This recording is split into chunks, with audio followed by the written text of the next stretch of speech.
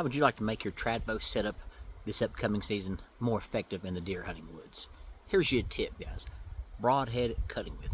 Not only that, choosing the right broadhead cutting width. And even go a step further, I'd like to talk to you about low poundage trad bow shooters and how important it is for you guys and for myself to pick the right broadhead for the animals and just for the applications and for what we're going after and what we're hunting in the woods.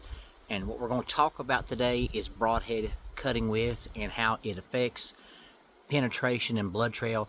And I brought 3 broadheads with me today. We're going to talk about 2 of them first and show the pros and cons of both of those and where they shine and the drawbacks of them.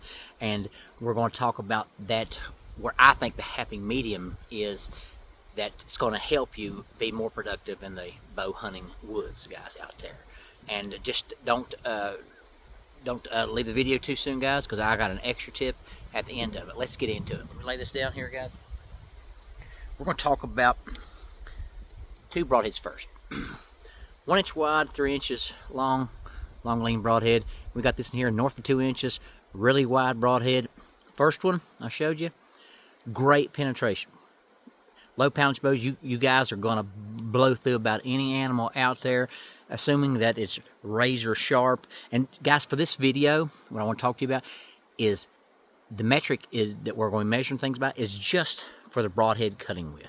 Let's just assume for a moment that the broadhead's weight, all 3 broadheads are the same, the total air weight is the same, and the bow that we're shooting same poundage. Okay, just the only thing different is if you was going to shoot the same setup and you was going to shoot all 3 of these, and considering that you're going to be shooting the same weight of everything, total air weight, same bow weight. Okay, let's get into it.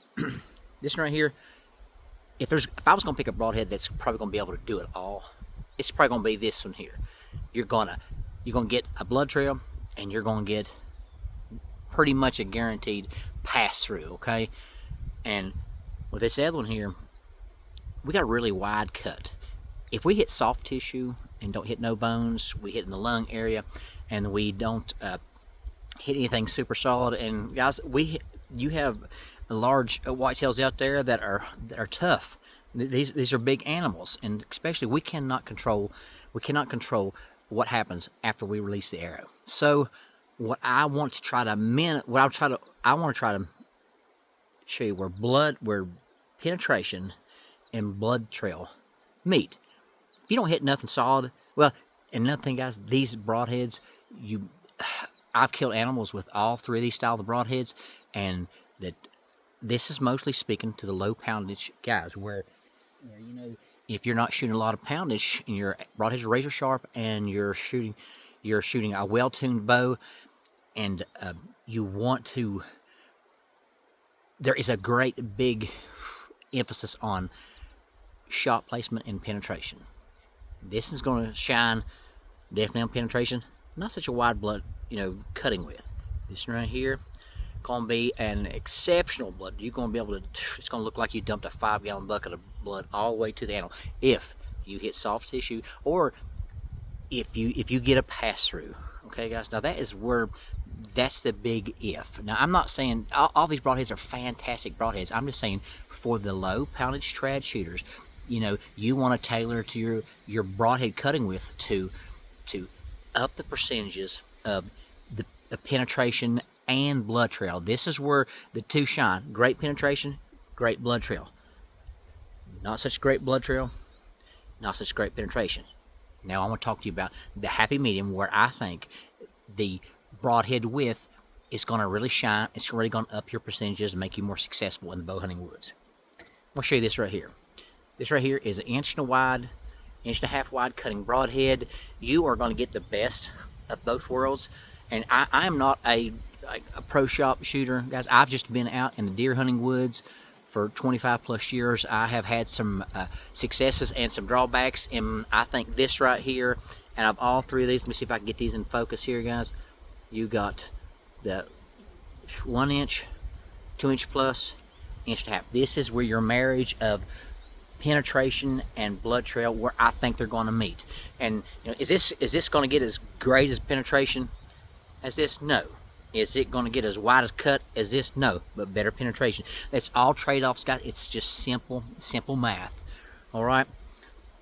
With that being said, there is none of us out there that are Olympic shooters. Well, there's some, but you guys get the point. What I'm saying is that if we go out into the deer hunting woods, when we do all of our practices, we practice as much as we can, shoot for equipment, have everything tuned, a broadhead sharp.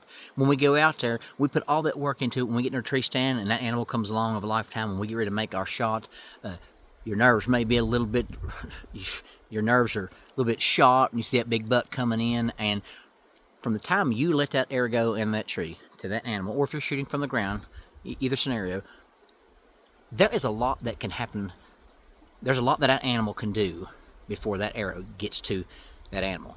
And so where I think, we got to try to take as much human error as we can out of it. So, but if we hit that deer, we want to try to get as much penetration as we can, for one, and two, we want to get as much cutting width as we can with having good penetration.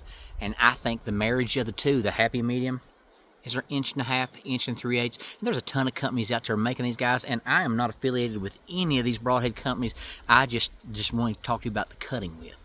And that is sometimes overlooked. People think if you go into the woods with a broadhead that is razor sharp, that's good enough, and blind squirrel finds a nut every now and then, guys. You can get lucky, but on an average basis, being consistent and just trying to up your percentage. Is this a cure-all? No, but it is definitely going to help, guys. It's going to be that happy medium, that meat in the middle. If you guys like this content, please subscribe to my channel. Hit the like button, leave me a comment. I'm never too old to learn. Drop me some wisdom, guys. Let me know what you think, and let me know if there's anything out there that you have learned in the deer woods that maybe can help me. It's big. Oh, for that last tip I told you guys about, hey, shoot your trad bow hunting equipment. Shoot it all season. I'm predominantly a hunter, but I shoot my setup all year round. But whenever you come from like the off season into your hunting season, you want to be as intimate with your bow as you can. You want to know where that point of impact is. If you don't change your arrow weight, your arrows or anything like that you want to mess with, and just kind of change up some things. I shoot the same arrow weight that I can, that has good flight, good FOC, and a razor sharp broadhead with that right broadhead cutting width. I like to know.